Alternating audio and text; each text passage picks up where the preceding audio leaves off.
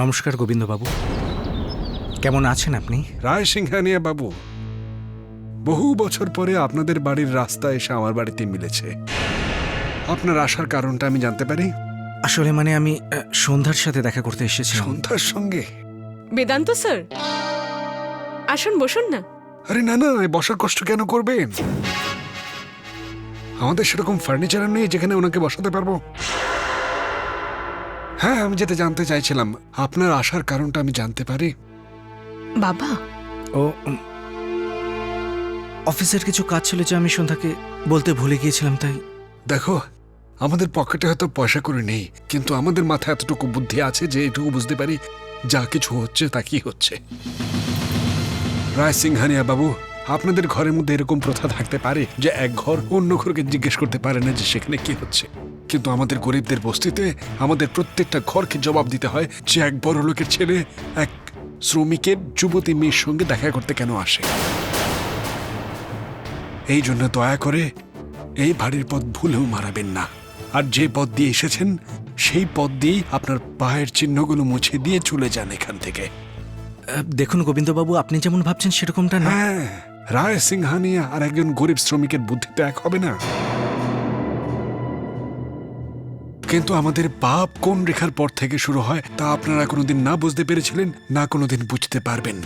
আমি সন্ধ্যার সাথে শুধু অফিসের একটা কথা বলতে এসেছিলাম। আর দেখুন, আমার মেয়েকে আমার নিজের মতো করে পালন করতে দিন, আর দয়া করে যে রাস্তা দিয়ে এসেছেন সেই রাস্তা দিয়েই চলে যান এখন।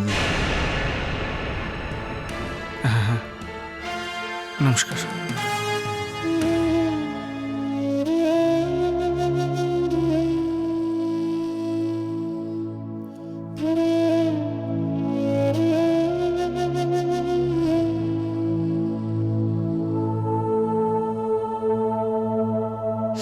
How dare she, huh?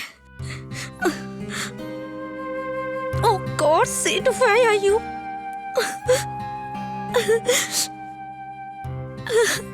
Sid, আমি তোমার সাথে কথা বলতে চাই, খুব একা লাগছে আমার। তুই মোটেই একা হয়ে যাসনি, তুই নিজেকে একা করে নিয়েছিস। শ্রেয়া, হঠাৎ করে আমাদের থেকে অনেক বেশি সিদ্ধার্থ ইম্পর্টেন্ট হয়ে গেল তোর কাছে। I don't believe, দিদি।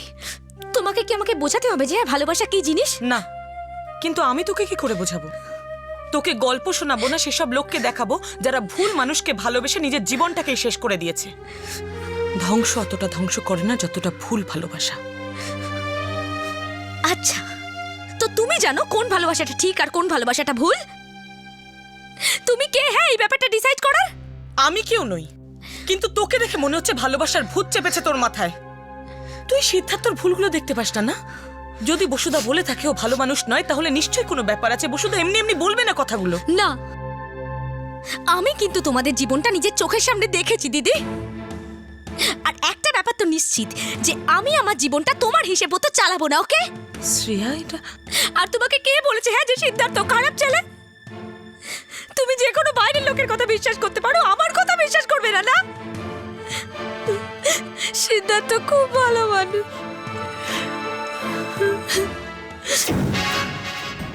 আমার একটা কথা কান খুলে শুনে নাও, আর বসুদা দিদিকেও ভালো করে বুঝিয়ে দাও, ওকে? যে যদি আমি বিয়ে করি তো সিদ্ধার্থকেই করবো, আর কাউকে নয়। আর যদি তুমি আমাকে আটকাবার চেষ্টা করো বা কোনো রকম জোর করো, তাহলে আমি আমার জীবন দিয়ে দেব।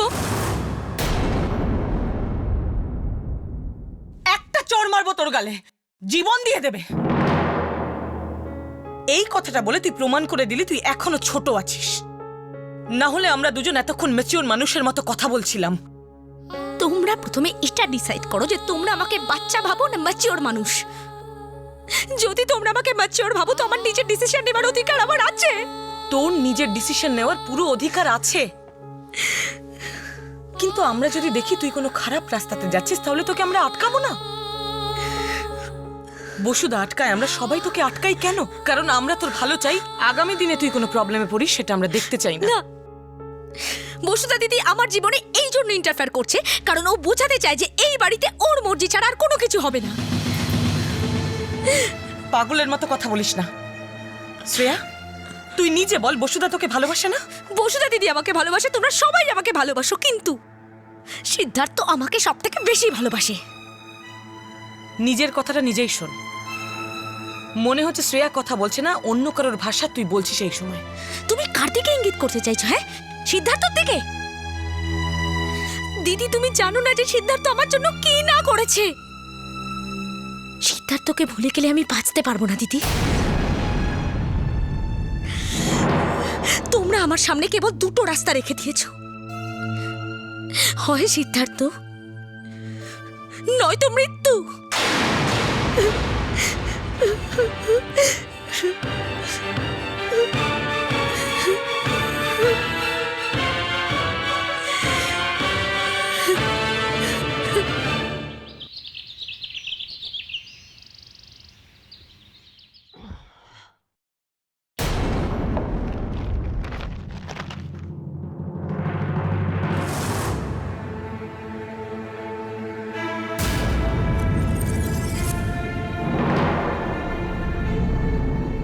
Good morning. এর মানেটা কি? এর মানেটা খবরের কাগজে লেখা আছে, তুই পড়ে নে। কাগজটা আমার পড়া হয়ে গেছে বেদিকা, কিন্তু তোর এই ব্যবহারের কারণটা কি? কি হয়েছে? বিক্রম আগারকারের খবরটা নিশ্চয়ই তুই পড়েছিস। দৈনিক দর্পণে তুই ওর বিরুদ্ধে খবর ছাপতে কি করে দিলি? বেদিকা, পুলিশ কাস্টাডিতে একজন সাসপেক্ট মারা গেছে, আর যে অফিসার তাকে ইন্টারোগেট করছিল সেটা বিক্রম আগারকার। আর এখন তো পুরো শহরেই এই খবরটা ছড়িয়ে গেছে, তাহলে আমি কেন ছাপবো না? এটা জানা সত্ত্বেও ও এই পরিবারের জন্য কি না করেছে। হ্যাঁ, এটা জানা সত্ত্বেও। জানা সত্ত্বেও? কি ব্যাপার, খুব রাগ হচ্ছে? রাগ এই জন্য হচ্ছে যে তুই তোর ভুলটা স্বীকার করছিস না। আমি কেন আমার ভুল স্বীকার করব যেখানে আমার কোনো ভুল নেই বেদিকা? আমি মানছি যে বিক্রম আগারকারের রায় সিংহানিয়া পরিবারের সাথে সম্পর্ক আছে, কিন্তু বেদিকা, তার কোনো প্রভাব দৈনিক দর্পণের ওপর পড়বে না। আরে তুই আমাকে একটা কথা বল, তোর বিক্রমকে এরকম মানুষ মনে হয় যে ও কাউকে মেরে ফেলতে পারে? এরকম করতে পারে ও? না। তাহলে তোর ওর পাশে থাকা উচিত ছিল, ওর পক্ষে লেখা উচিত ছিল। দৈনিক দর্পণ আমার ব্যক্তিগত ভাবনার আয়না নয়। আমরা খবর ছাপি বেদিকা, জাজমেন্ট নয়। থাক, দৈনিক দর্পণ তখনও দৈনিক দর্পণ ছিল যখন সিনা আঙ্কেলকে দিয়ে আর্টিকেল লেখানো হতো। সেটা বাবার সময় হতো। এখন দৈনিক দর্পণ আমার হাতে। বাবার পদ্ধতি আলাদা ছিল আর আমার পদ্ধতি আলাদা। কিন্তু তোর পদ্ধতি শুধু দৈনিক দর্পণকেই বদলায়নি, অনেক কিছু বদলে দিয়েছে বসুধা, তোকে বদলে দিয়েছে। আগে তুই এত কাছে ছিলিস যে আমি তোর হাত ধরে নিজের চোখের জল মুছে ফেলতে পারতাম, কিন্তু তুই এখন এত দূরে চলে গেছিস যে আমাদের কষ্ট তোকে ডাকেও কিন্তু তুই শুনতে পাস না।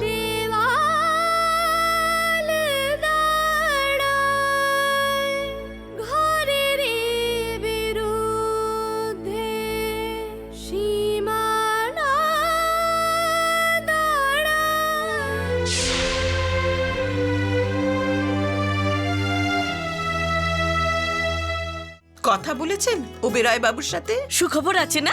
খবর খুব ভালোই। বাহ, ভালো হয়েছে। এই তো বসুধা চলে এসেছে। পুরোহিত মশাই, কথা কিছু এগুলো?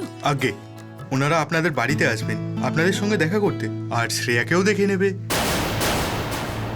আর আপনিও ওদের বাড়িতে গিয়ে ওনার ছেলেকেও দেখে নেবেন। না না পুরোহিত মশাই, দেখাশোনার ব্যাপারটা আপনি মিটিয়ে নিন। আমি শুধু এটুকু চাই যে দেখাশোনাটা এই সপ্তাহে মিটে গেলে সামনের সপ্তাহে যদি কোনো শুভ দিন থাকে তাহলে আমরা শ্রেয়ার আশীর্বাদটা সেরে নেব। ঠিক আছে, আমি সমস্ত ব্যবস্থা করে ফেলছি। আর আমার কাছে ওবরয় বাবুর কার্ড আছে, এটা আপনি সামলে রাখবেন।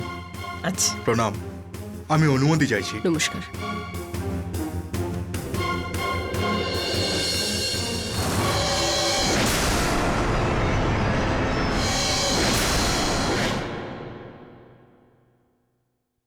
দিদি,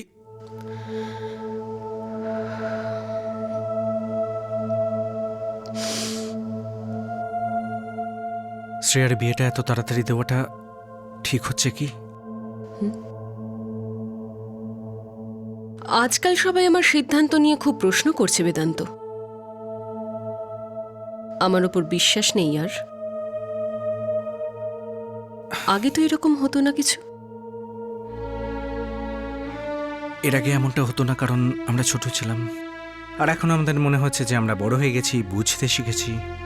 তোমার খারাপ লাগলে আমি জিজ্ঞেস করবো না, কিন্তু আমার প্রশ্নের জবাব আর দেবী বাকি, তুমি ছাড়া। হ্যাঁ বলুন, কি জানতে চান আমার বুদ্ধিমান আর বড় ভাই? আমি শুধু এটাই বলতে চাইছি যে শ্রেয়ার বিয়েকে নিয়ে আমরা একটু তাড়াতাড়ি করছি নাকি? শ্রেয়া সর্বনাশের পথে চলা শুরু করে দিয়েছে বেদান্ত, আর আমি চেষ্টা করছি ওকে তার থেকে বাঁচাবার। তোমার কি মনে হচ্ছে না তুমি একটু ওভার রিয়াক্ট করছো? যে লোকটাকে শ্রেয়া ভালোবাসে সে অন্য কোনো একটা মেয়ের সঙ্গে থাকে।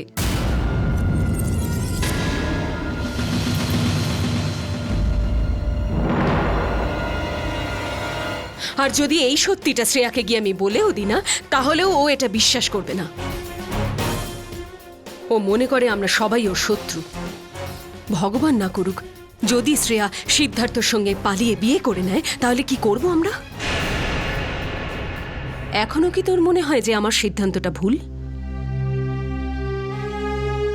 না, যতক্ষণে তোমার সিদ্ধান্ত বুঝতে পারি, আমরা বুঝতে পারি যে তুমি আমাদের কাছে কতটা গুরুত্বপূর্ণ। মনে আছে ছোটবেলায় তোমার আঙুল ধরে কি করে রাস্তা পার হতাম?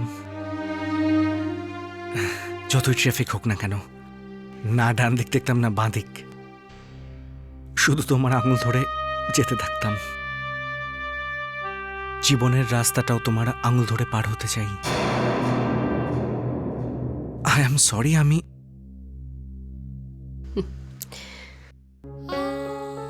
এটাই ভালো। যখন ইচ্ছে হবে ছোট হয়ে আমার আঙুল ধরে নিবি, আবার যখন ইচ্ছে হবে বড় হয়ে আমার দিকে আঙুল তুলবি। কখনো কখনো আমার মনে হয় বেদান্ত, নিজেদের নিজের করে নিতে আমার সারাটা জীবন কেটে যাবে।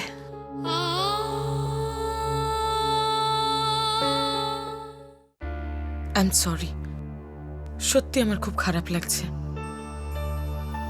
না, আমি চিন্তা করছিলাম যে দেখো, বসুদার যদি তোমার বিরুদ্ধে কিছু ছাপারি ছিল, একবার তোমার সাথে কথা বলে নিতে পারতো, কিন্তু সত্যি বলতে কি বেদিকা, এই ব্যাপারটা আমি কোনো কষ্টই পাইনি। In fact I am expecting this. মানে তুমি কিছু মনে করো না, আমি যতবার বসুধার সঙ্গে দেখা করেছি, দৈনিক দর্পণের মালিক বসুধারা সিংহানিয়ার সঙ্গে দেখা করেছি। কোনো এমন মানুষের সঙ্গে নয় যে যে আমার বন্ধু বা সে আমার, তার সঙ্গে আগে কোনো পরিচয় আছে। তা ও যাই করেছে, I think professionally is right. এখন তো আমার সবচেয়ে বড় টেনশন এটাই, এনকোয়ারি কমিশন। ওরা শুধু আমাকে 4 দিন দিয়েছে প্রমাণ জোগাড়ের জন্য, যাতে আমি আমাকে নির্দোষ প্রমাণ করতে পারি। কিন্তু যেই আমার বিরুদ্ধে চক্রান্ত করেছে, সে খুব চালাকির সঙ্গে একটা প্রমাণও ছাড়েনি। তাহলে এখন আপাতত কোনো রাস্তাই দেখতে পাচ্ছি না, আর এরকমও মনে হচ্ছে না যে আগামী 4 দিনের মধ্যে কিছু বদলাবে। যদি তুমি কমিশনের সামনে কিছুই প্রমাণ না করতে পারো, তাহলে কি হবে? কি হবে? কোর্ট কেস হবে আর কি। এর মানে তুমি কয়েকটা দিন তো সময় পাবে না? বেদিকা, আমি কোন বেসিসে লড়বো এই কেসটা? আমার আত্মরক্ষার জন্য কিচ্ছু নেই, শুধু আমার সততা ছাড়া। কিন্তু তোমার যে কেস ফাইল আছে, সেটাতে সমস্ত ডকুমেন্ট, সমস্ত পেপারস ঠিক আছে তো? হ্যাঁ, তা তো আছে, কিন্তু কেন? না, আমি শুধু চিন্তা করছি যদি কাজে লাগে।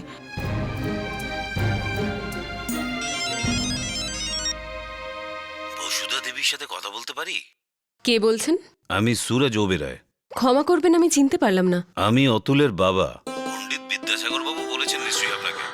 হ্যাঁ হ্যাঁ, ওবেরয় বাবু, আই এম সো সরি। আমি হঠাৎ করে আমি ঠিক বুঝতে পারিনি। প্রথমবার আমার আর আপনার মধ্যে কথা হচ্ছে, তো এমন তো হতেই পারে। বসুধা দেবী, আপনাকে আমার একটা কথা বলার ছিল, যে আপনার আর আমাদের পরিবার একবার দেখা করে নিলে তাহলে পরের ব্যবস্থা তাড়াতাড়ি করা যাবে। আমিও খুব একটা দেরি করতে চাই না ওবেরয় বাবু। যদি সানডে স্যুট করে আপনাদের, তাহলে আপনারা আসুন না আমাদের বাড়ি। ঠিক আছে, তাহলে সানডেতে দেখা হচ্ছে।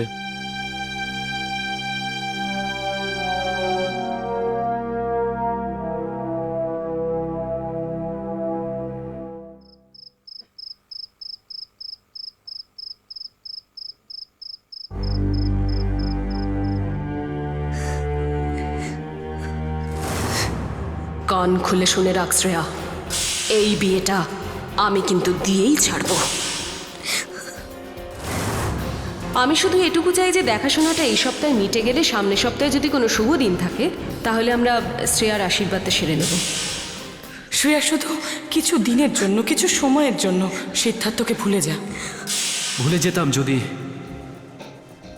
সারা জীবন তোমার সাথে কাটানোর ইচ্ছা না থাকতো তো।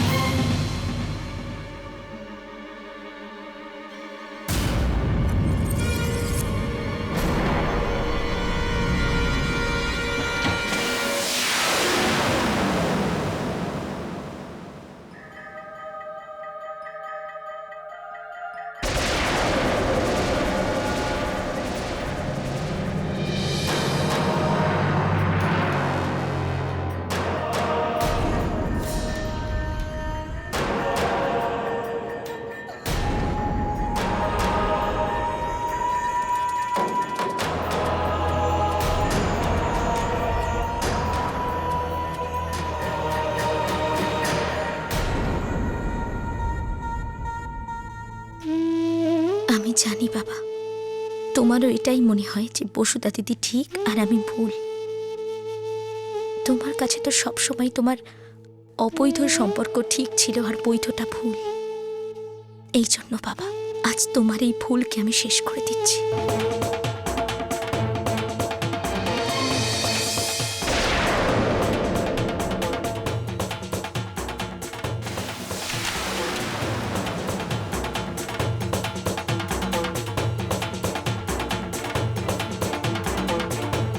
আমি সিদ্ধার্থকে খুব ভালোবাসি।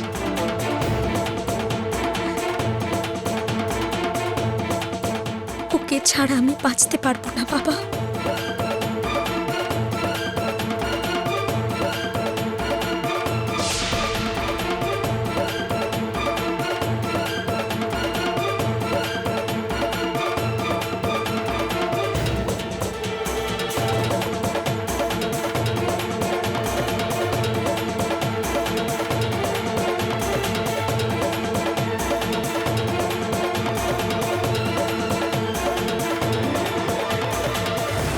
বলুন